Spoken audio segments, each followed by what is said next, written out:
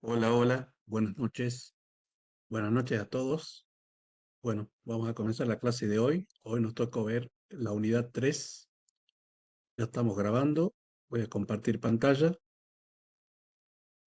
Bueno, hoy nos vamos a ver la unidad 3.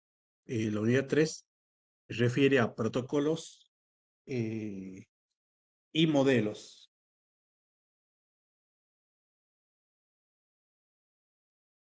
A ver, un segundito.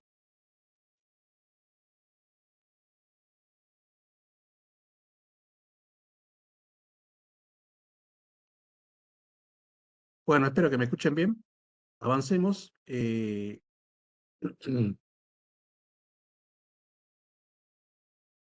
es lo que vamos a ver acá? Vamos a ver, digamos, aspectos básicos de comunicación. Bueno, acá nos dice que las redes pueden variar en tamaño y complejidad. No es suficiente tener una conexión. Los dispositivos deben ponerse de acuerdo sobre cómo comunicarse. Hay tres elementos para cualquier comunicación. Habrá una fuente, que es el remitente, habrá un destino, que es el receptor, y habrá un canal, que es el medio que proporciona la ruta de las comunicaciones a ocurrir. Pues esto es en general, ¿no? O sea, nosotros cuando nos comunicamos, en este caso, digamos, yo soy la fuente, ustedes son el destinatario y el canal, digamos, es el Webex, que es el que nos está permitiendo comunicarnos, digamos, en esta clase. Eh, bueno, acá nos dice que todas las comunicaciones se rigen por protocolos. Los protocolos son las reglas que seguirán las comunicaciones. Estas reglas variarán en función del protocolo. Y bueno, acá lo que nos quiere decir es que así como se comunican dos personas en donde una persona está hablando, la otra está escuchando y hay un medio, digamos, que en este caso es el aire que permite que estas dos personas se comuniquen, eso se llama protocolo. ¿Por qué? Porque está siguiendo una serie de reglas. Este señor está hablando, esta persona está escuchando. Si no habría reglas, las dos personas hablarían y no se entendería nada. Hay reglas cuando dos personas se comunican. Uno habla, la otra persona escucha, luego la persona, digamos, cuando tiene que contestar, la persona que estaba hablando escucha y la persona que estaba escuchando comienza a hablar. Y eso se llama reglas. Y esas reglas es un protocolo. El conjunto de reglas es lo que se denomina protocolo. Y es similar cuando se comunican dos computadoras.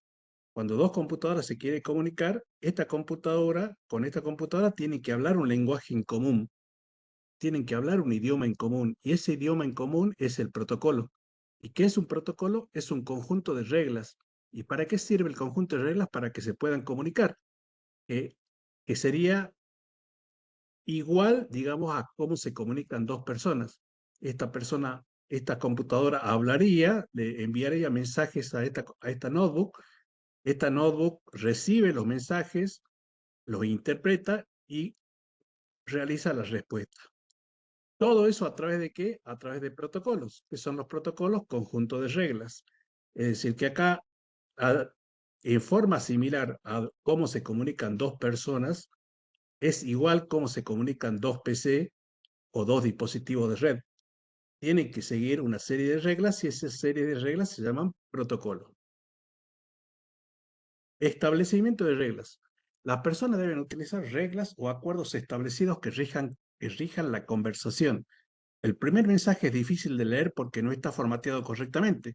El segundo muestra un mensaje correctamente formateado. Bueno, esto es lo que nos dice que en el conjunto de reglas que se establecen para que dos computadoras se comuniquen, debe haber un formato en común. Es decir, tiene que haber un formato para que una persona, digamos, tiene que haber un idioma en común. Por ejemplo, si yo me quiero comunicar con una persona que también habla en español, obviamente la comunicación va a ser en español. Pero si yo me quiero comunicar con una persona que habla en inglés, yo tengo que cambiar mi formato y hablar en inglés y le tengo que decir good morning y bueno, y así comenzar una conversación en inglés. Bueno, las computadoras pasa exactamente igual. Tiene que haber un formato de comunicación entre dos computadoras. Ese formato generalmente lo va regulando el protocolo. ¿Y qué es el protocolo? El conjunto de reglas. Establecimiento de reglas. Los protocolos deben dar cuenta de los siguientes requisitos: un emisor y un receptor identificados, idioma y gramática en común, velocidad y momento de entrega y requisitos de confirmación o acuse-recibo. Bueno, estas son las partes que tiene que tener un protocolo para que dos computadoras se puedan comunicar. Claramente, un emisor y un destinatario, es decir, tiene que haber una computadora que genera el mensaje y otra computadora que recibe el mensaje. Entonces, esta vendría a ser el emisor, claramente identificado, y este vendría a ser el destinatario, claramente identificado. Bueno, para que el emisor comience a hablar, tiene que haber un idioma y gramática en común, es decir, tienen que ponerse de acuerdo en qué idioma van a hablar. ¿Sí? Y eso se llama protocolo, porque bueno, en la industria de redes hay distintos tipos de protocolos, pero el que nosotros vamos a trabajar es TCP/IP, que es un protocolo, digamos, estándar. TCP/IP, digamos, vendría a ser el idioma en común entre estos dos dispositivos que se quieren comunicar. Tiene que haber una velocidad y un momento de entrega. ¿Por qué? Porque si no se ponen de acuerdo en la velocidad, y en el momento de entrega puede haber un colapso, puede haber un cuello de botella, puede haber una congestión. Y la congestión en red siempre son malas porque generan latencia, pérdida de paquetes. Todas las congestiones en red siempre son malas. Y le doy un ejemplo muy sencillo. Por ejemplo, hagan de cuenta que esta es una computadora de 32 bits con un Celeron, con una placa de red de 10-100 megabits por segundo. Y esta es una computadora i9 nueva, digamos, o con microprocesador Riser que tiene una placa Ethernet de 1 gigabit por segundo. Entonces, obviamente, esta computadora le va a hablar muy lentamente y le va a pasar los datos, digamos, a su velocidad a esta computadora. Pero cuando esta computadora, que es la más veloz, tenga que responder, le va a enviar unas ráfagas de muchos datos y esas ráfagas no las va a poder procesar la placa de red de esta computadora porque es lenta.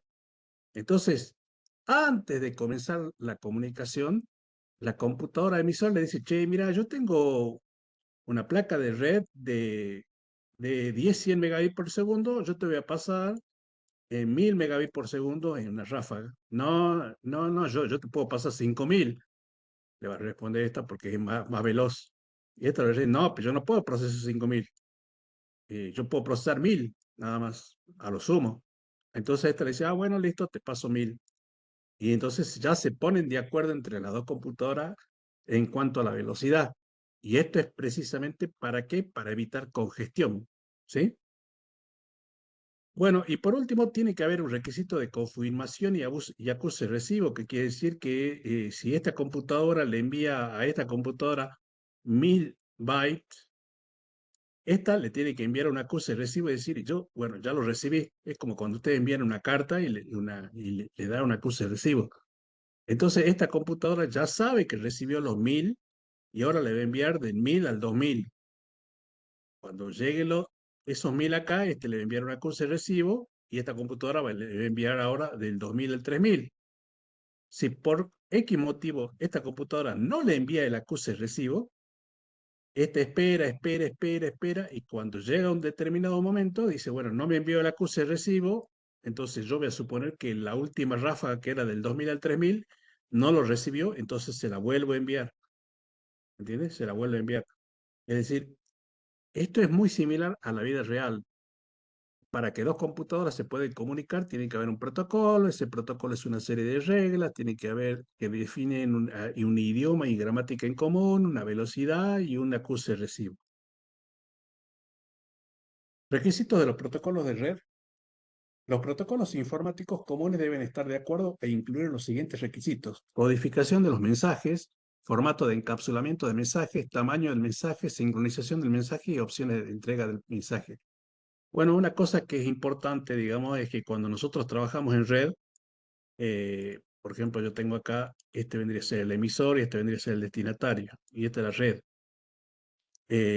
Cuando esta computadora quiere mandar un archivo, hagamos de cuenta que es un archivo, qué sé yo, que se llame curso, .txt y es un archivo que mide 15 KB.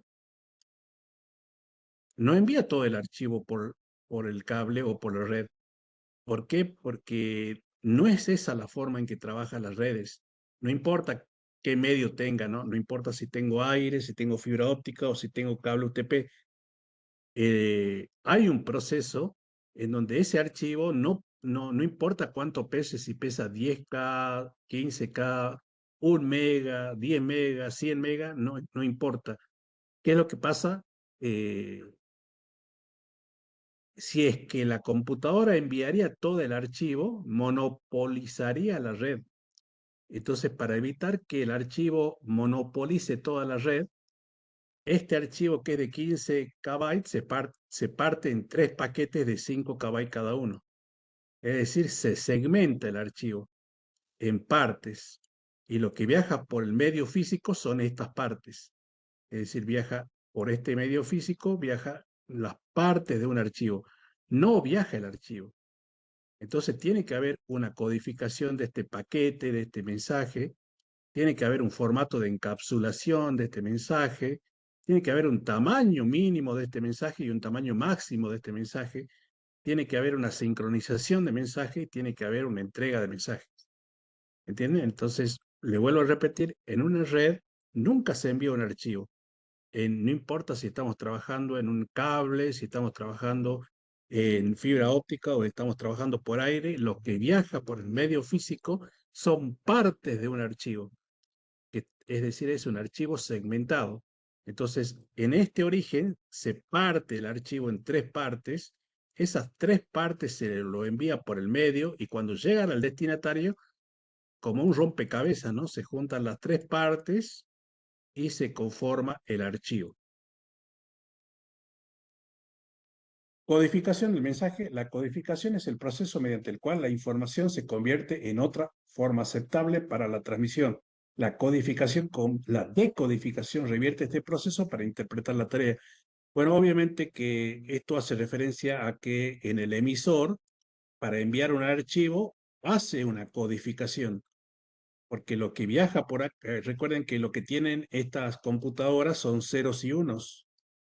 Esos ceros y unos, digamos, se tienen que codificar para poderlos enviar por el medio físico, ¿entienden? Y cuando ese mensaje llega al destinatario, hay un proceso inverso que vendría a ser la decodificación para poder leer ese archivo. Entonces, fíjense que, digamos, hay un proceso de codificación en el emisor para enviar un archivo y también hay un proceso de decodificación. Bien, formato y encapsulación del mensaje. Cuando se envía un mensaje se debe utilizar un formato o estructura específico. Los formatos de los mensajes dependen del tipo de mensaje y el canal que se utilice para entregar el mensaje. Bueno, acá nos muestra, digamos, que al igual que cuando nosotros enviamos una carta y le ponemos la dirección, el remitente, el código postal, bueno, es similar, digamos, a cuando enviamos un archivo que tiene que estar encapsulado en un formato, que en este caso es el formato del protocolo, y el protocolo es TCP/IP, y este vendría a ser el encabezado del protocolo TCP/IP. Tiene muchos campos, que bueno, ya lo vamos a ir viendo en detalle, y algunos campos son importantes, otros campos no tanto, pero bueno, este vendría a ser el formato del protocolo TCP/IP, que vendría a ser la codificación que yo les hablo, que se tiene que realizar en el emisor antes de enviar el archivo por la red. Tamaño del mensaje. La codificación entre hosts debe tener el formato adecuado para el reenvío. Los mensajes enviados a través de la red se convierten en bits. Los bits están codificados en un patrón de luz, sonido o impulso eléctrico. Los hosts de destino reciben y decodifican las señales para interpretar el mensaje. Bueno, esto es importante porque nosotros lo que sí sabemos es que toda la información que está en esta computadora está compuesta por ceros y unos, y eso se llama codificación. Y esa codificación, cuando se vuelca al medio físico, se pasa, digamos, depende del medio físico, si es un cable UTP, si es un cable UTP, esos ceros y unos se convierten en pulsos eléctricos. ¿sí? A través de una codificación que se llama codificación Manchester, se transforman en pulsos eléctricos y lo que viaja por el medio son estos pulsos eléctricos codificados. Obviamente cuando llegan al destinatario, estos pulsos eléctricos son decodificados y se vuelve a la información 0 y 1. Ahora, si es una fibra óptica, lo que viaja, digamos, por la fibra óptica es un haz de luz, digamos, que está en un tubo de vidrio que viaja por reflexión y refracción, digamos, es decir, viaja, las, el haz de luz viaja rebotando, digamos, en el tubo de vidrio. Y si es un aire, es decir, si es que no hay cable y es aire, viajan a través de ondas electromagnéticas, digamos, ¿no? Con técnicas de modulación que se comunica el emisor y el receptor. Es decir, eh, lo que le quiere transmitir acá es que la codificación, cuando se vuelca al medio físico, se transforma en señalización y la señalización es distinta según el tipo de medio. Temporización del mensaje. Los tiempos de los mensajes incluyen lo siguiente. Control de flujo administra la velocidad de transmisión de datos y define cuánta información se puede enviar y la velocidad a la que se puede entregar. Tiempo de espera de respuesta. Administra el tiempo de espera un dispositivo cuando no escucha una respuesta a destino. Método de acceso. Determina en qué momento alguien puede enviar un mensaje. Puede haber varias reglas que rigen cuestiones como las colisiones. Esto es cuando más de un dispositivo envía tráfico al mismo tiempo y los mensajes se dañan. Algunos protocolos son proactivos e intentan evitar colisiones. Otros protocolos son reactivos y establecen un método de recuperación después de que se produzca la colisión. Pues acá nos dice que, digamos, cuando se produce la comunicación entre dos computadoras, tiene que haber estas tres partes también, ¿no? El control de flujo es lo que yo ya les expliqué, es decir, las dos computadoras se ponen de acuerdo a qué velocidad se van a enviar los datos. ¿Para qué? Para evitar la congestión, porque las congestiones en red siempre son malas, ¿no? Ya vamos a ver más adelante un capítulo de congestión. Tiene que haber un tiempo de respuesta, porque si bien esta computadora le envía, digamos, una ráfaga de 1000 bytes a esta computadora, esta le tiene que enviar un acuse recibo y con ese acuse recibo el emisor confirma que los datos llegaron.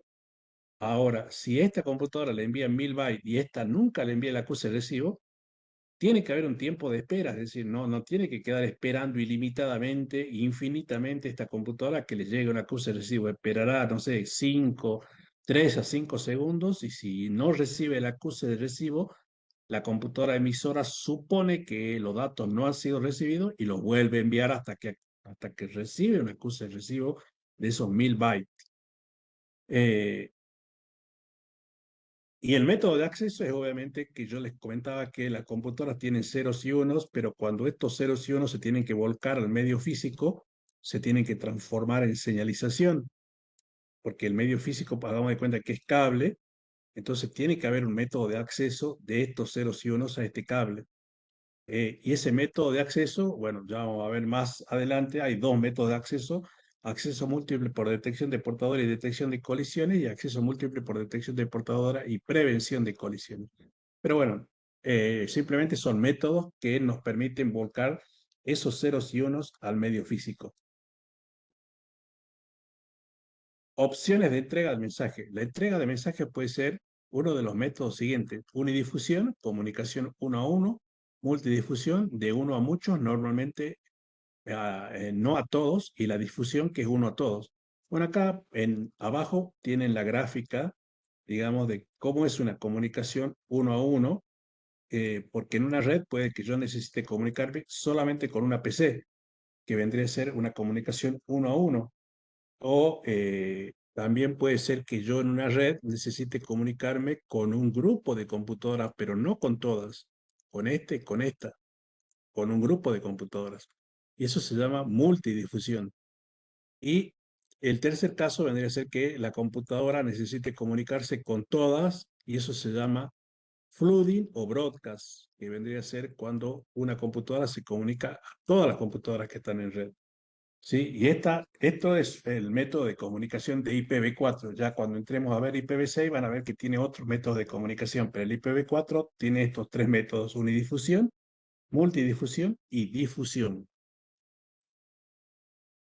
Una nota sobre el nodo. Los documentos pueden utilizar el icono del nodo, normalmente un círculo, para representar todos los dispositivos. Bueno, esto es más de lo mismo, simplemente es otra representación. Nosotros tenemos acá la comunicación uno a uno entre dos nodos, entre dos hosts, dos redes, entre dos computadoras. La multidifusión, que es entre un grupo de computadoras. Y por último tenemos el broadcast, que es entre todas las computadoras que forman parte de la red. Bueno, vamos a protocolos. Hasta ahora, preguntas, chicos. Hola, hola. ¿Hay participantes?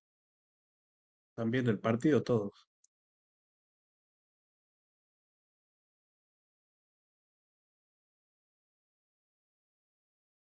Bueno, descripción general del protocolo de red. Perdón, Los profe, no protocolos, podía activar el micrófono, ninguna duda hasta ahora. bueno, los protocolos de red definen un conjunto común de reglas. Se puede implementar en dispositivos de software, hardware o ambos. Los protocolos tienen su propia función, formato y medición. Bueno, acá tenemos tipos de protocolos. Comunicaciones en red permiten que dos o más dispositivos se comuniquen a través de una o más redes. Seguridad de redes, datos seguros para proporcionar autenticación e integridad de datos. Tabla permite que los routers intercambien información de la ruta, compartan información de ruta y seleccionen la mejor ruta. Y detección de servicio utilizado para la detección automática de dispositivos de servicio. Bueno, hasta ahora nosotros venimos entendiendo que el concepto de protocolo es un conjunto de reglas que permiten que dos computadoras se comuniquen. Bueno, acá lo que nos dice es que hay distintos protocolos para distintas funciones. Por ejemplo, el que venimos viendo hasta ahora es un protocolo TCP/IP que sirve para que dos computadoras se comuniquen. Pero también existen protocolos que tienen que ver eh, con la seguridad de redes, protocolos que tienen que ver con la tabla de enrutamiento para que se comuniquen las tablas de enrutamiento, y detección de servicios para la detección automática de servicios. Y bueno, hay una infinidad de protocolos. Es decir, nosotros acá en el CCNA1 vamos a estudiar el protocolo TCP/IP, pero más adelante en el CCNA2 y CCNA3 van a haber protocolos de otro tipo que no solamente son para comunicación, sino protocolos de seguridad, protocolos de enrutamiento, protocolos de detección de servicios. Bueno, hay un montón de protocolos más. No es el concepto de protocolo que nosotros estamos viendo ahora, se circunscribe, digamos, solamente a una red, pero en el mundo de las comunicaciones y de la conectividad hay muchos otros protocolos que tienen también otros nombres, que tienen otra funcionalidad, otro propósito, ¿no? Funciones de protocolo de red. Los dispositivos usan protocolos acordados para comunicarse. Los protocolos pueden tener una o más funciones. Bueno, acá estamos viendo las funciones. Por ejemplo, direccionamiento, un emisor y un receptor claramente identificado, confianza, protocolos de entrega garantizado, control de flujo, garantiza flujo de datos a una velocidad eficiente, secuenciación, etiqueta de forma exclusiva cada segmento de datos transmitido, detección de errores, determina si los datos se dañaron durante la transmisión, e interfaz de la aplicación, comunicaciones de proceso a proceso entre aplicaciones de red. Bueno, acá lo que nos dice que en los protocolos, bueno, nosotros estamos viendo acá el protocolo TCP, que es un protocolo, y el IP es otro protocolo. Tienen direccionamiento. Por ejemplo, el IP tiene direccionamiento, tiene un emisor que tiene un número de IP, que ya vamos a ver qué es, que es un número que identifica unívocamente una PC, y el receptor tiene otro número de IP que también es un número que identifica unívocamente el receptor. Hay protocolos de confianza, es decir, hay protocolos de entrega garantizada, es decir, hay protocolos que me garantizan que se entregue el paquete en el destino. Uno de ellos es TCP, porque no sé si les pasó que cuando ustedes envían un mail a una dirección de mail que es equivocada, le vuelve el mail y le dice que esa dirección de correo existe o no existe. Es decir, ¿qué está haciendo ahí? Está usando un protocolo que es el TCP, que me garantiza la entrega del mensaje. Todo lo que es correo electrónico y web utilizan TCP. Cuando ustedes navegan, por ejemplo, en una página que no existe o que el dominio es incorrecto, también le aparece en la pantalla en el navegador que el error 404, que no carga la página. Es decir, que el TCP está verificando que ese dominio existe, y si no existe, te avisa con un error. Ese es el protocolo de confianza. Control de flujo también lo hace TCP, es decir, ya vimos que cuando dos PCs se quieren comunicar, tienen que regular el tamaño de byte con el cual se van a comunicar. Bueno, eso lo hace TCP a través de un campo que se llama tamaño de ventana. Secuenciación, bueno, la secuenciación es, también lo hace TCP y es cuando el protocolo TCP parte un archivo en distintas partes. Entonces, si yo tengo un archivo, ese archivo lo parto en tres partes, por darle un ejemplo, y esas tres partes yo le coloco un número. Le coloco el número 1, el número 2 y el número 3. Y eso es secuenciamiento. ¿Y para qué sirven estos números? Sirve en la secuenciación para cuando estos paquetes viajan, pueden ir. El paquete 1 puede ser que vaya por acá. El paquete 2 puede ser que vaya por acá. Y el paquete 3 puede ser que vaya por acá. El tema es que los tres se van a juntar acá. Entonces, ¿cómo va a armar el archivo? Bueno, por el número, ¿no? El 1, el 2 y el 3. Es decir, son datos que necesita el receptor para poder armar el archivo. Detección de errores. Bueno, también los protocolos determinan cuando hubo un error, digamos, a través de distintas técnicas, distintas formas, digamos. Bueno, interacción de protocolos. La red requiere el uso de varios protocolos. Cada protocolo tiene su propia función y formato. Tenemos, bueno, cuando hablamos de protocolos, en realidad, digamos, estamos hablando de varios protocolos, ¿no? Y, por ejemplo, acá nos menciona que hay 4 protocolos. El HTTP, que es el protocolo de transferencia de hipertexto, que rige la manera en que interactúa un servidor y un cliente y define el formato. El TCP, que, bueno, el TCP más adelante lo vamos a ver, pero es un protocolo muy inteligente que realiza muchas funciones de comprobación, ¿no?, de la comunicación como seguimiento de conversaciones individuales, proporciona la entrega garantizada, administra el control de flujo. El IP, que bueno, es el protocolo de direccionamiento entre el emisor y el destinatario, y el Ethernet, que es el que realiza la entrega de mensajes de placa de red a placa de red. Suite de protocolos.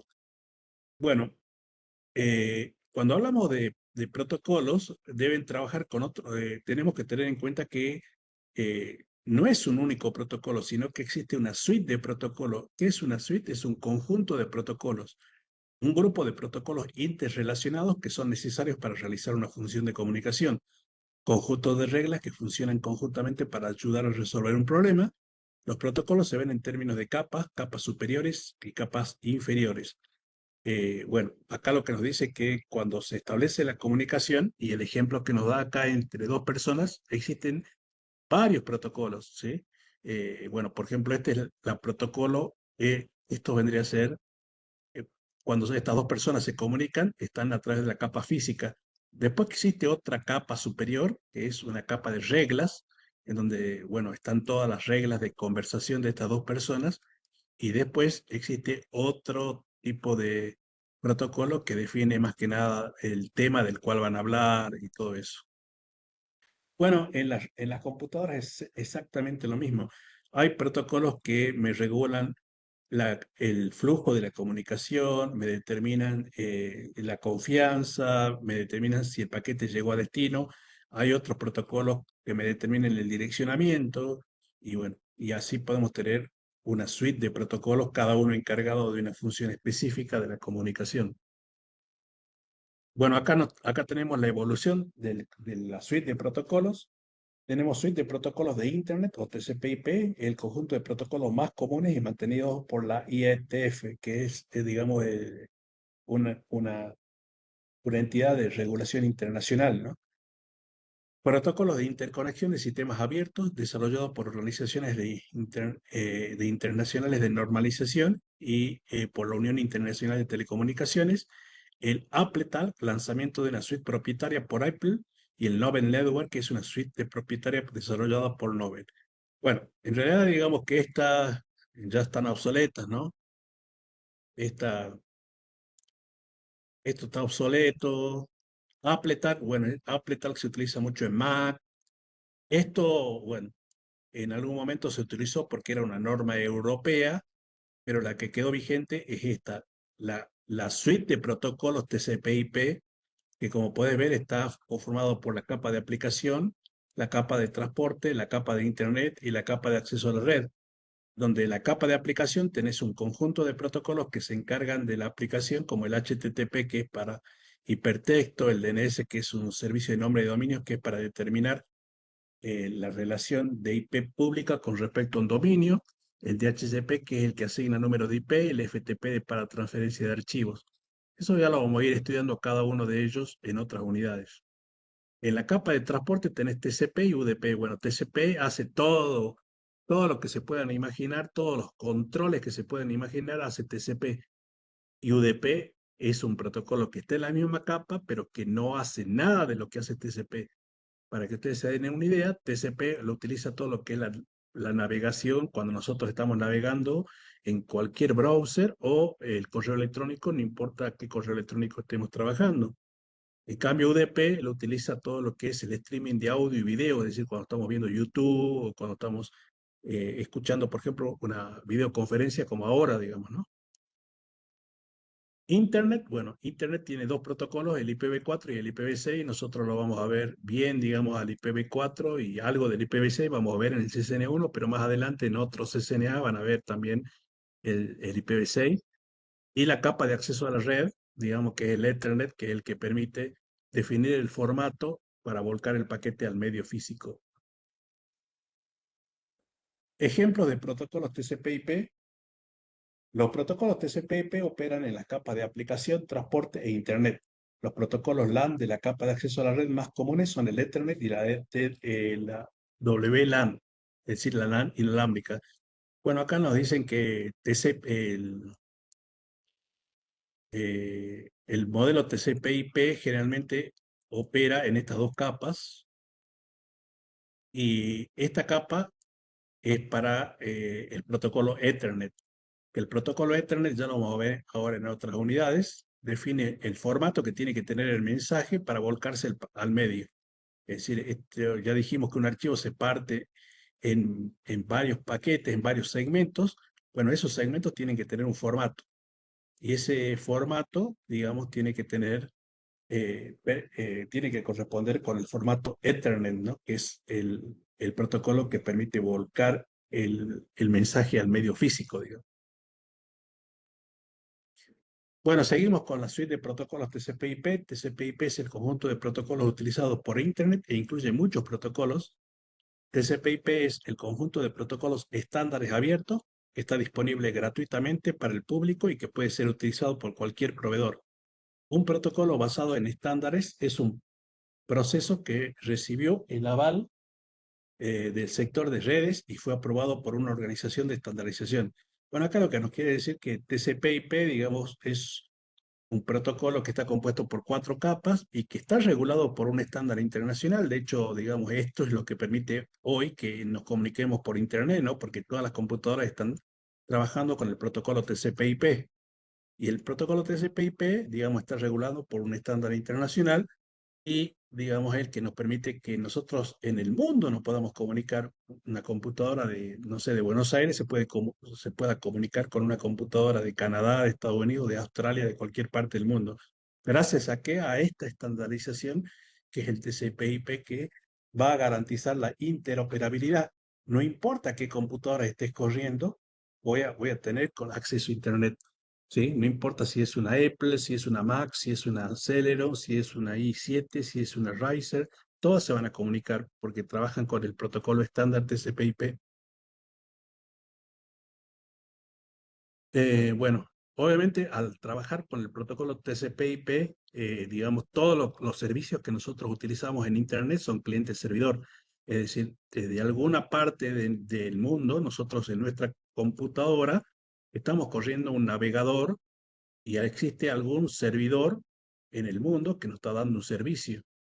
¿Sí? Es decir, esto por eso se llama cliente-servidor, porque este cliente solicita un servicio y el servidor le da ese servicio. En este caso, nosotros estamos comunicados, ustedes están trabajando con el web en un navegador. Y yo también estoy trabajando con el web en un navegador, pero debe haber un servidor WebEx en alguna parte del mundo que nos está permitiendo comunicar a nosotros dos, es decir, a ustedes conmigo.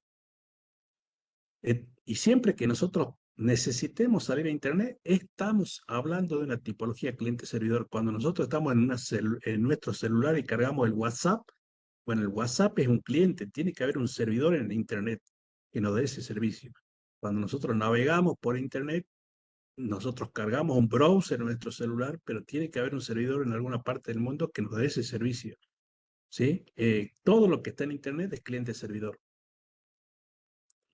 Y obviamente utiliza el protocolo TCP/IP y ese protocolo tiene que, digamos, utilizar un servicio de encapsulación digamos, si el servidor web se quiere comunicar con el cliente, utiliza encapsulación y si el web cliente se quiere comunicar con el servidor, utiliza la desencapsulación. ¿Por qué? Porque tiene que estar formateado el mensaje. Bueno, hay muchos estándares que regulan Internet y bueno, algunos se encargan de la interoperabilidad, y la interoperabilidad es que nos podamos comunicar, no importa en qué sistema operativo estés, no importa en qué tipo de hardware estés, nos comuniquemos todos en el mundo, ¿no? A través de Internet. Otros, digamos, se hacen, más que nada regulan la competencia de Internet. Otros regulan, digamos, los estándares a nivel empresarial. Eh, Hay otros que regulan, digamos, los servicios de los ISP y las organizaciones sin fines de lucro. Bueno, como pueden ver, acá tienen estándares internacionales que cada uno se encarga de una función y permiten que hoy Internet sea interoperable, que cualquier parte del mundo tenga servicio de Internet. Entonces acá tenemos la IEEE, que básicamente regula el 802.3, que es la trama Ethernet, que es la que nosotros vamos a estudiar para ver cómo el paquete se vuelca al medio físico. La IANA, que regula todo lo que son los números de IP. El ICANN, que también regula los números de IP y los dominios. El ITU, que regula la interoperabilidad de los fabricantes. La IATIA, que regula los conectores y la capa física de conectores, digamos, UTP, STP, de fibra óptica y de inalámbrico. Bueno, Bueno, acá nos dice algunos estándares, por ejemplo, la sociedad de Internet promueve el desarrollo y la evolución abierto del uso de Internet en todo el mundo. Consejo de Arquitectura de Internet, que es el IAB, es el responsable de la administración y el desarrollo general de los estándares de Internet. El Grupo de Trabajo de Ingeniería IETF, que desarrolla, actualiza y mantiene las tecnologías de Internet y TCP/IP. Y el Grupo de Trabajo de Investigación de Internet IRTF está enfocado en la investigación a largo plazo en relación con los protocolos de Internet y TCP/IP. Bueno, seguimos con estándares de Internet. Bueno, acá tenemos dos estándares que son muy importantes. Uno es el ICANN, con base en Estados Unidos, que coordina la asignación de direcciones IP, la administración de nombre de dominio y la asignación de otra información utilizada por los protocolos TCP/IP. Es decir, el IANA es la que decide, bueno, América Latina va a tener tal segmento de IP para que salgan a Internet. Asia va a tener tal segmento de IP para que salga a Internet. África va a tener tal segmento de IP para que salga a Internet. Europa va a tener tal segmento de IP para que salga a Internet. Es decir, es el que regula los números de IP. Y el IANA administra la asignación de direcciones IP, la administración de nombres de dominio y los identificadores del protocolo del ICANN. Bueno, por ejemplo, si ustedes quieren registrar el dominio argentina.com, bueno, acá la IANA es digamos, la entidad que le va a dar el OK, ¿no? Y le va a permitir registrar un dominio, digamos, internacional, eh, para que, digamos, lo usen en Internet. Organizaciones de estándares de comunicación electrónica. Bueno, tienen la IEEE, que es el Instituto de Ingenieros de Electricidad y Electrónica, Es una organización de electrónica e ingeniería eléctrica dedicada a avanzar en innovación tecnológica y elaborar estándares en una amplia gama de sectores que incluyen la energía, los servicios de salud y las telecomunicaciones y red. Bueno, nosotros vamos a trabajar en la IEEE con el que regula el 802.3, que es el Ethernet, y el 802.11, que es Wi-Fi. Sí, básicamente esos dos son los que regula en la IEEE, entre otros, pero son los que más vamos a estudiar, digamos. Asociación de Industrias Electrónicas, la EIA, es conocida principalmente por sus estándares relacionados con el cableado eléctrico, los conectores y los racks que se utilizan para montar equipos de red. Bueno, regula algún tipo de los cableados UTP, los cableados STP, los conectores, el EIA, ¿no? Después tenemos Asociación de Industria de Telecomunicación, que es la TIA, que regula estándares para equipos de radio, torres de telefonía móvil, dispositivos de voz por IP, comunicaciones satelitales. Y después tenemos el ITU, que es un sector de normalización de las telecomunicaciones de la Unión Internacional de Telecomunicaciones, que regula los estándares para la compresión de video, televisión de protocolo de Internet, IPTV y las comunicaciones de banda ancha. Bueno, vamos al módulo de referencia. Conceptos complejos como el funcionamiento de una red pueden ser difíciles de explicar y comprender. Por esta razón se usa un modelo de capas. Dos modelos de capas describen operaciones de red. El modelo de referencia de interconexión de sistemas abiertos y el modelo TCP/IP. Bueno, esto es lo importante de esta unidad. Esta diapositiva es la más importante. Porque esta diapositiva me está diciendo que en la industria, en el mundo, hay dos protocolos que me regulan el funcionamiento del red. Uno que es el modelo OSI, que está compuesto por 7 capas, que es un modelo referencial, conceptual y teórico. Es decir, es para leer, para investigar, para conocer, para aprender.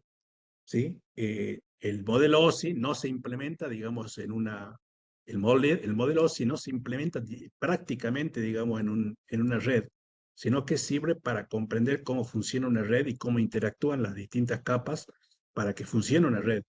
Si yo el día de mañana creo una bicicleta y quiero que esa bicicleta tenga Wi-Fi, yo tendré que estudiar el modelo OSI para poder ver cómo integro o cómo creo esa bicicleta para que se integre a la red.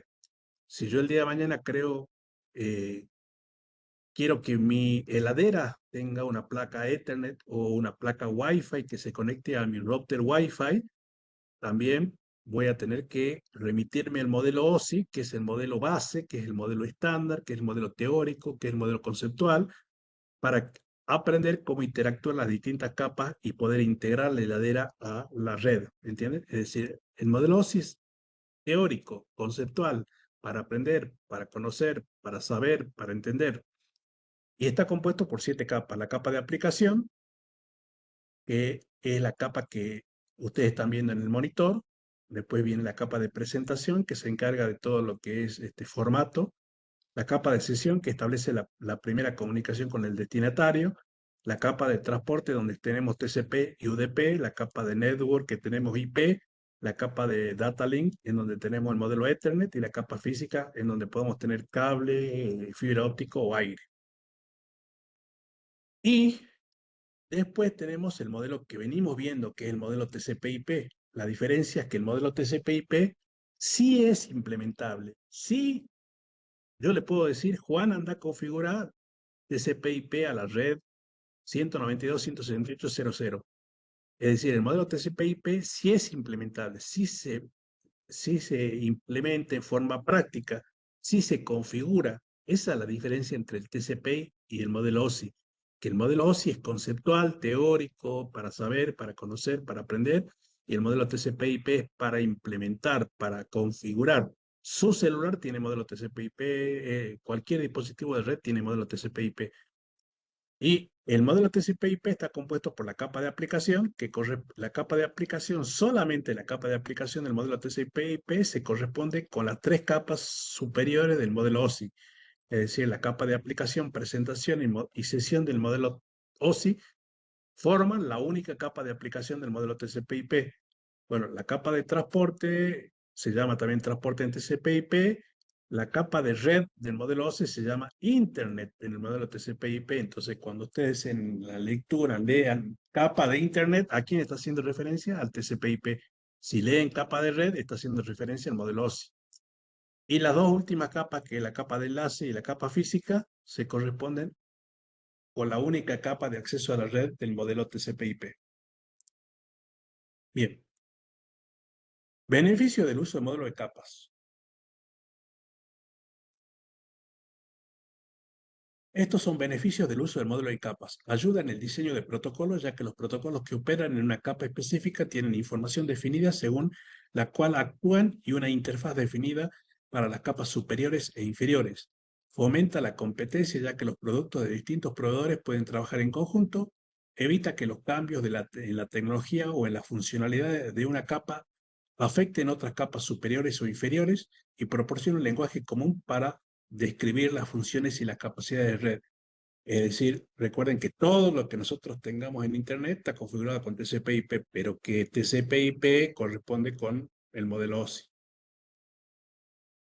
Bueno, acá nos muestra las funciones que tiene las capas del modelo TCP/IP, porque son 7, acuérdense, que el modelo OSI, disculpe, que son 7. Recuerden que el modelo TCP/IP tiene 4 capas, el modelo OSI tiene 7 capas. Entonces, la capa de aplicación contiene protocolos utilizados para comunicaciones proceso a proceso. La capa de presentación proporciona una representación común de los datos transferidos entre los servicios de la capa de aplicación. La capa de sesión proporciona servicios a la capa de presentación y administra el intercambio de datos. La capa de transporte define los servicios para segmentar, transferir y reensamblar los datos para las comunicaciones individuales.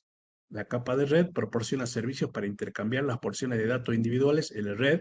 La capa de enlace de datos describe métodos para intercambiar marcos de datos entre dispositivos en un medio común. Y la capa física describe los medios para activar y mantener y desactivar las conexiones físicas.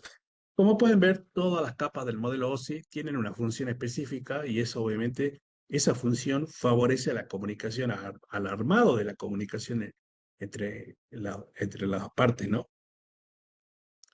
Y el modelo TCP/IP tiene 4 capas nada más, pero tiene la capa de aplicación que representa datos para el usuario más el control de codificación y de diálogo, la capa de transporte, que es la capa que admite la comunicación entre distintos dispositivos a través de diversas redes, la capa de Internet que determina el mejor camino a través de una red, y la capa de acceso a la red que controla los dispositivos del hardware y los medios que forman la red.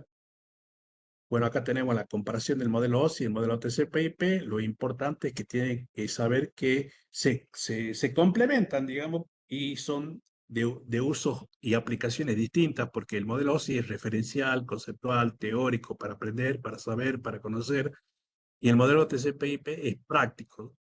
Sí se configura TCP/IP en un router, sí se configura TCP/IP en un host, sí se configura TCP/IP en el celular, en una tablet. Entonces tienen distintos propósitos. Es decir, uno es teórico, el otro es práctico. Y el práctico, digamos, muchas de las capas del modelo TCP/IP se corresponden conceptualmente con las capas del modelo OSI, ¿no? Bueno, acá nos dice el modelo OSI divide la capa de acceso a la red y la capa de aplicación del modelo TCP/IP en varias capas. El conjunto de protocolos TCP/IP no especifica qué protocolos utilizar al transmitir a través de un medio físico. La capa 1 y la capa 2 del modelo OSI tratan los procedimientos necesarios para acceder a los medios y la manera física de enviar datos por la red. Bueno, vamos al concepto de segmentación de mensajes. La segmentación es el proceso de dividir los mensajes en unidades más pequeñas. La multiplicación es el proceso de tomar múltiples flujos de datos segmentados y entrelazarlos juntos. La segmentación de mensajes tiene dos beneficios principales. Aumenta la velocidad. Se puede enviar grandes cantidades de datos a través de la red sin atar un enlace de comunicación, y aumenta la eficiencia.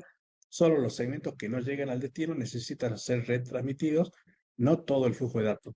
Bueno, un poco lo que hablamos, ¿no? El tema, el concepto de segmentación es dividir un archivo en partes. Yo puedo tener un archivo acá, esta persona puede tener un archivo acá de 15 que lo divide en 3 partes, digamos, y eso sería el proceso de segmentación.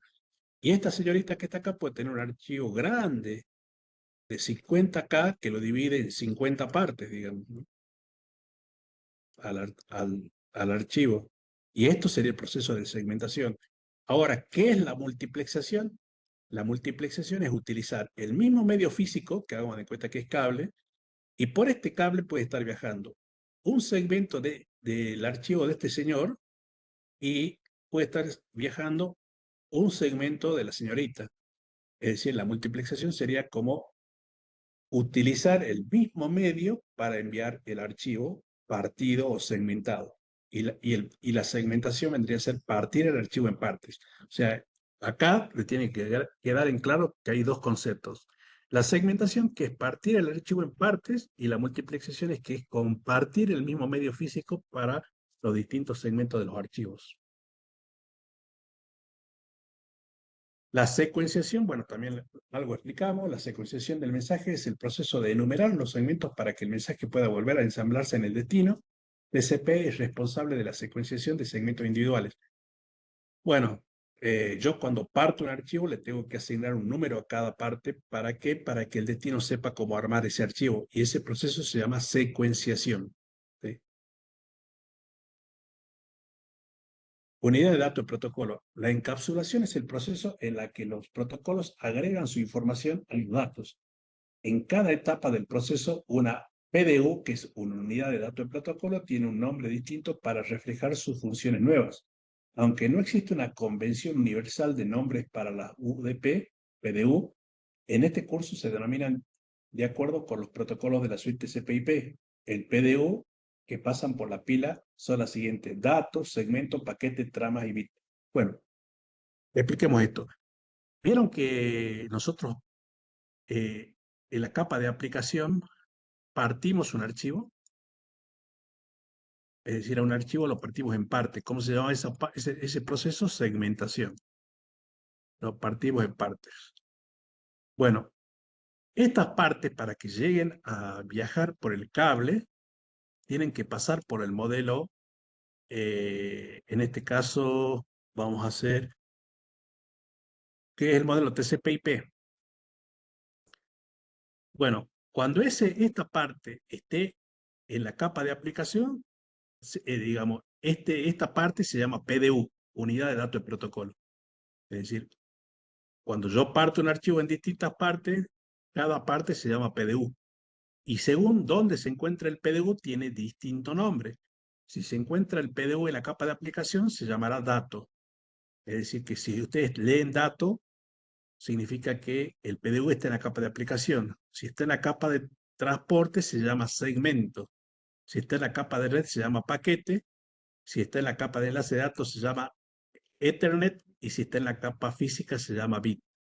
Es decir, acá lo que nos está mostrando cómo cada parte de un archivo se llama unidad de datos de protocolo. Y cómo esa unidad de datos de protocolo en cada una de las partes tiene distintos nombres. ¿Sí? Y acá nos muestra un ejemplo de encapsulación, porque bueno, tengan en cuenta que nosotros al archivo lo partimos en partes. ¿Sí? A un archivo lo partimos en partes, pero esas partes tienen que llegar a la capa física, que vendría a ser el cable. Para llegar a la capa física, tienen que atravesar el modelo TCP/IP, que está compuesto por la capa de aplicación, por la capa de transporte, por la capa de red, por la capa de acceso a la red, ¿sí? Es decir, tienen que ir por cada una de estas partes, donde cada una de estas partes le va a agregar su protocolo. Eso vendría a ser en la encapsulación. Y en la desencapsulación es al revés, digamos, la encapsulación es de arriba para abajo, y la desencapsulación vendría a ser que lo recibe este cliente y hace la desencapsulación de abajo para arriba, para poder entender eh, el dato, ¿no? Bueno, este vendría a ser el proceso de desencapsulación.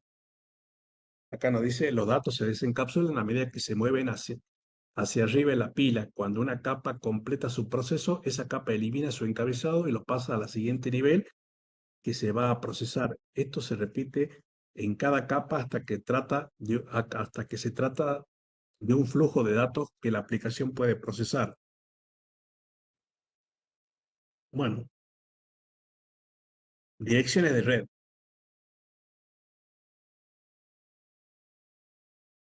Tanto el enlace de datos como la capa de red utilizan direccionamiento para entregar datos desde el origen hasta el destino. Las direcciones de origen y de destino de la capa de red son responsables de enviar el paquete desde el dispositivo de origen hasta el dispositivo final, ya sea en la misma red o en la red remota. Las direcciones de origen y destino de la capa de enlace de datos son responsables de enviar la trama de enlace de datos desde una tarjeta Ethernet a otra en la misma red. Bueno, acá nos dice que así como nosotros vimos que el PDU tiene distintos nombres según la capa donde se encuentra, acá, según en la capa en donde estemos trabajando, tenemos distintos direccionamientos. Por ejemplo, si estamos trabajando en la capa física, tenemos un direccionamiento por MAC, es un número hexadecimal que identifica unívocamente un equipo, está compuesto por 48 bits en formato hexadecimal. Si estamos trabajando en la capa Ethernet, tenemos, digamos, no, si, disculpe, si estamos trabajando en la capa física, tenemos, digamos, el bit. Si estamos trabajando en la capa de enlace, tenemos la MAC. Acá en la capa de enlace está la MAC, me equivoqué yo, perdón. Es decir, en la capa física está el bit. Es decir, el 0 o 1, el bit vendría a ser el 0 o 1, ya en un proceso de señalización, ¿no? Ya sea pulso eléctrico, haz de luz o de electromagnética. Eso en la capa física. En la capa de enlace de datos tenemos la dirección MAC, que es un número único que identifica un dispositivo de red en el mundo, que está formado por 48 bits en formato hexadecimal. En la capa de red tenemos direcciones IP lógicas, direcciones IP origen y destino, que son direcciones lógicas que identifican una PC en una LAN. En la capa de transporte tenemos número de puertos, que, bueno, cada vez que nosotros utilizamos una aplicación, acuérdense que nosotros vimos que todos los servicios que nosotros utilizamos en Internet son cliente-servidor. Y, y cada vez que levantamos, digamos, una aplicación, esa aplicación utiliza un protocolo, ese protocolo utiliza un servicio y ese servicio utiliza un puerto. Por ejemplo, un navegador utiliza el protocolo HTTP, el servicio de navegación y el puerto 80 o 8080 o el 443. Un correo electrónico utiliza el protocolo SMTP y POP3, el servicio de correo electrónico y el puerto 25 o 110. Y así podemos ir identificando muchos servicios que nosotros utilizamos Internet y cada vez que nosotros en nuestra computadora levantamos un cliente, ese cliente utiliza un servicio, un protocolo y un puerto. Y el puerto está en la capa de transporte. Está en la capa de transporte. Bueno, dirección de capa 3, que es lo que el direccionamiento de la capa de red, ¿no? Los paquetes IP contienen dos direcciones IP. La IP origen, que es la dirección IP del dispositivo emisor, la fuente del origen del paquete, y la dirección IP destino, que es la dirección del dispositivo receptor. Bueno, acá lo que nos dice es que cuando esta persona quiere enviar un mensaje a nivel de capa de red, que en nivel de capa de red, ¿qué direccionamiento tengo? IP. Entonces le coloca en este paquete la dirección IP origen de esta PC y la dirección IP destino de este servidor. ¿Sí? Eso es lo que nos quiere decir, que el direccionamiento en capa 3, cuando se arma el paquete, digamos, le coloca la dirección IP origen del origen y la dirección IP del destinatario. Dirección lógica de capa 3, bueno, dice un paquete IP contiene dos partes, una parte de red, la sección más a la izquierda, la dirección que indica la red, que es el miembro de IP, cada LAN o WAN tendrá la misma porción de red. Bueno, esto es un poquito avanzado, lo vamos a ver en detalle más adelante, pero cuando nosotros le colocamos una dirección de IP acá, por ejemplo, a este le colocamos el 192, vamos a poner acá 192, 168.0.1, ese es el número de IP de esta PC.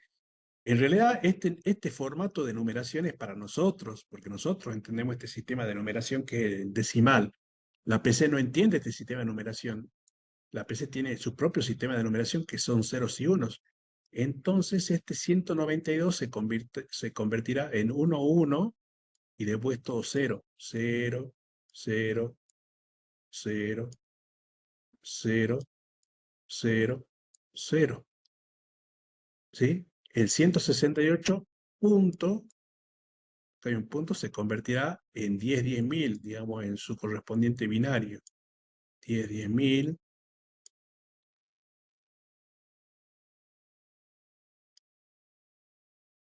Este 0 se convertirá en 8, acá hay un punto, en 8 ceros, y este 1 se convertirá en 0001 al final. Lo que nos dice acá es que esta dirección IP, digamos que interpreta la DPC, parte de esta dirección es porción de red y parte es porción de host, es decir, un número de IP está compuesto por dos partes, una dirección de red y una dirección de host, que ya más adelante vamos a ver, pero que ustedes tienen que saber que la dirección IP, nosotros le colocamos un número decimal, pero la computadora lo pasa a binario. Y cuando lo pasa a binario, identifica qué parte es porción de red y qué parte es porción de host. Dispositivos en la misma red. Cuando los dispositivos están en la misma red, el origen y el destino tendrán el mismo número de porción de red de la dirección. Bueno, acá lo que nos dice que, bueno, si nosotros tenemos que identificar cuántas redes hay en esta topología, esta vendría a ser una red. Recuerden que cada placa del router es una red. Esta vendría a ser otra red. Esta vendría a ser otra red. Y esta vendría a ser otra red. Entonces, ¿cuántas redes habría acá? 4 redes. ¿Cómo las identifico? Por las interfaces del router. El router no puede tener dos interfaces en la misma red, tiene que tener en redes separadas.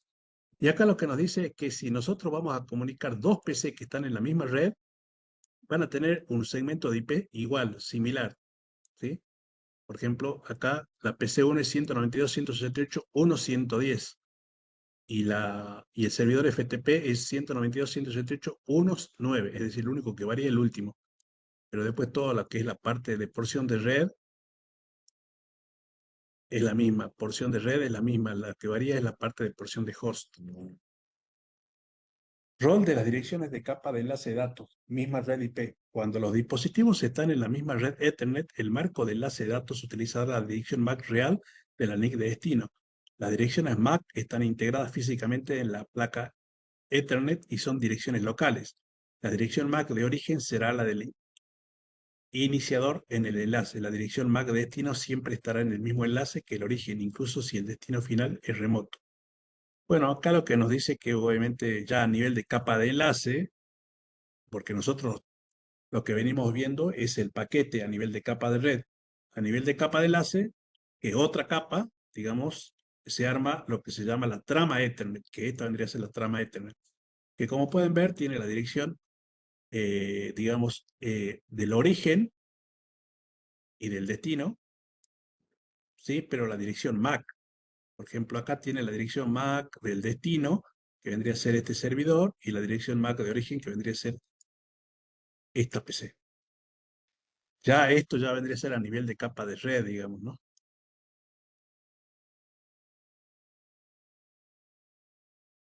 Dispositivos en una red remota. ¿Qué sucede cuando el destino real no está en la misma LAN y es remoto? ¿Qué sucede cuando la PC1 intenta llegar a un servidor web? ¿Esto afecta a la capa de enlace de datos y de red?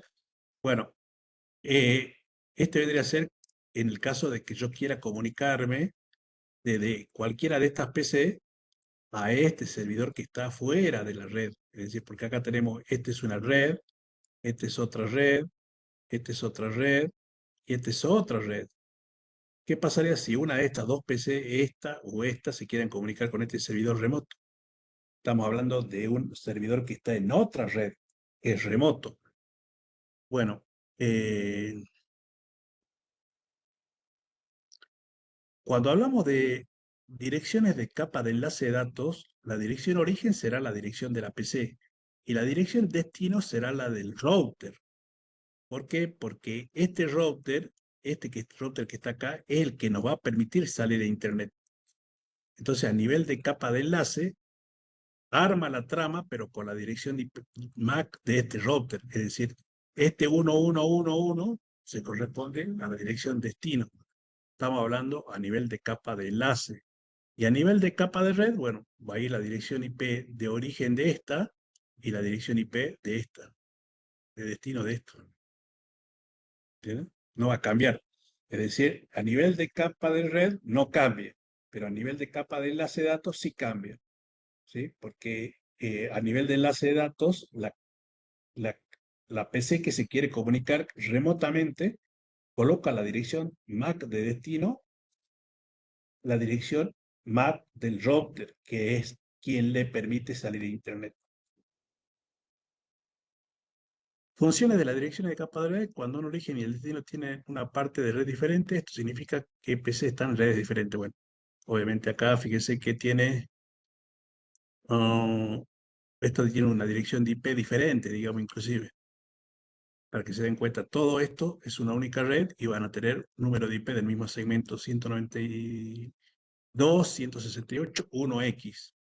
Y esto, digamos que el web server tiene una dirección IP de otra clase, digamos, ¿no? 172, 16, 199. Es decir, un segmento totalmente diferente. Rol de las direcciones de capa de enlace de datos y diferentes redes IP. Cuando el destino final es remoto, la capa 3 proporcionará a la capa 2 la dirección IP predeterminada local de la puerta de enlace, también conocida como dirección del router. La puerta de enlace predeterminada es la dirección IP de la interfaz del router que forma parte de la LAN y será la puerta de enlace a todas las demás ubicaciones remotas. Todos los dispositivos de la LAN deben recibir información sobre esta dirección o su tráfico se limitará únicamente a la LAN. Una vez que la capa 2 en la PC1 se reenvía a la puerta de enlace predeterminada, el router puede iniciar el proceso de enrutamiento para obtener la información del destino real. Bueno, fíjense, a nivel de capa de red, como ya venimos viendo, eh, la dirección MAC origen va a ser esta, y la dirección IP origen va a ser esta, y la dirección destino va a ser este router, a nivel de capa de red.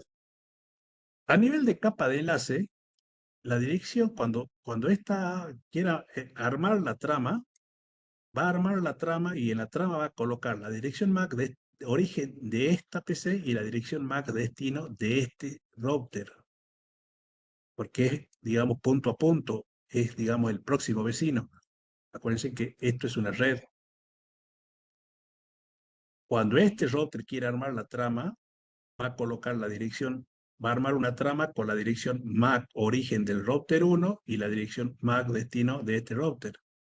Cuando este router se quiera comunicar con el router 2, va a colocar a nivel de capa de enlace la dirección MAC origen de este router y la MAC destino de este router.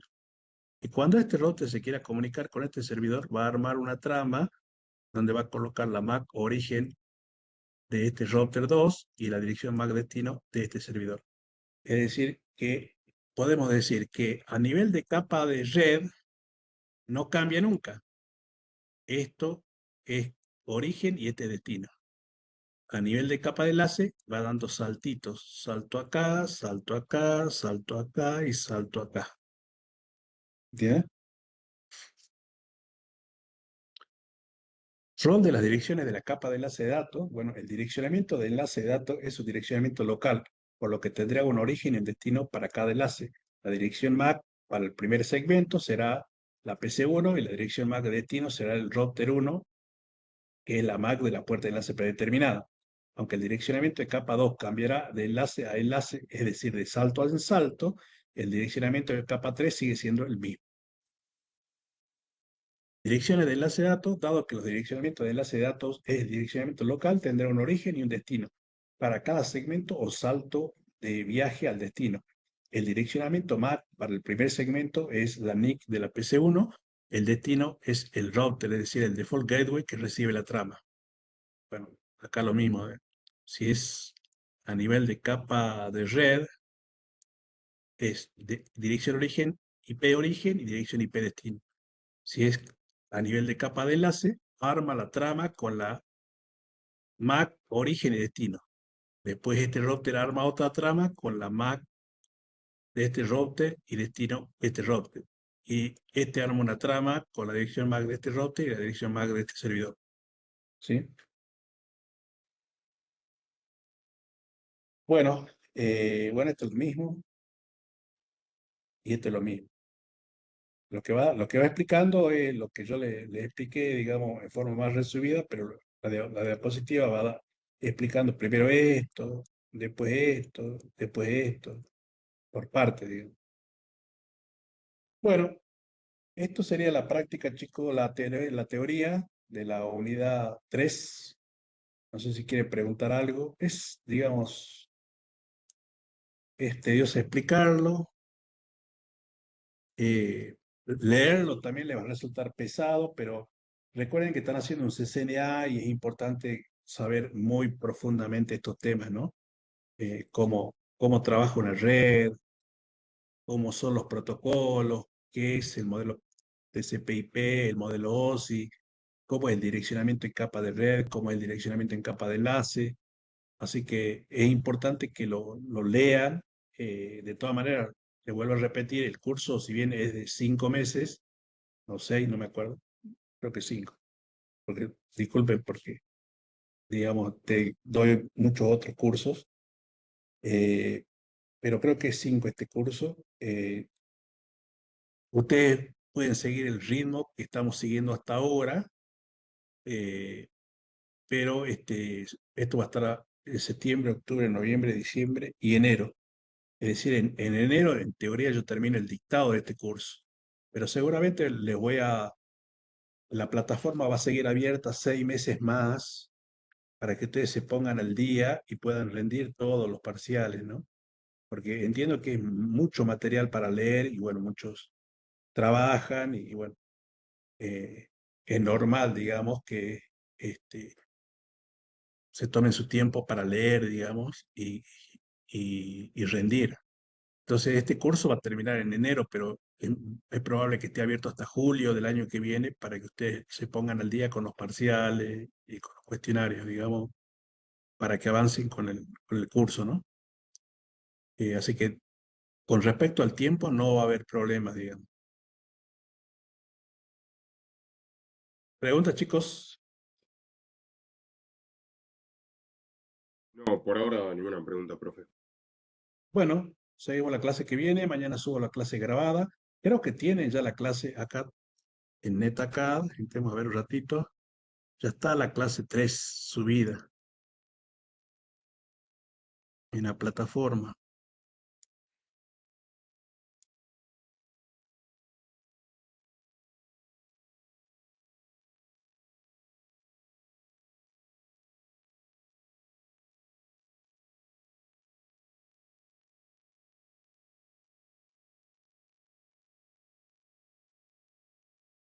Acá.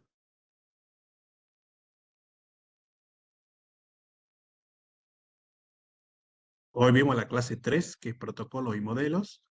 Se van a donde dice librito, van a donde dice recursos, y acá abajo tienen la unidad 1, la 2 y la 3, ¿ya ven? Ya tienen las 3 unidades, digamos, subidas para poder ver también, digamos.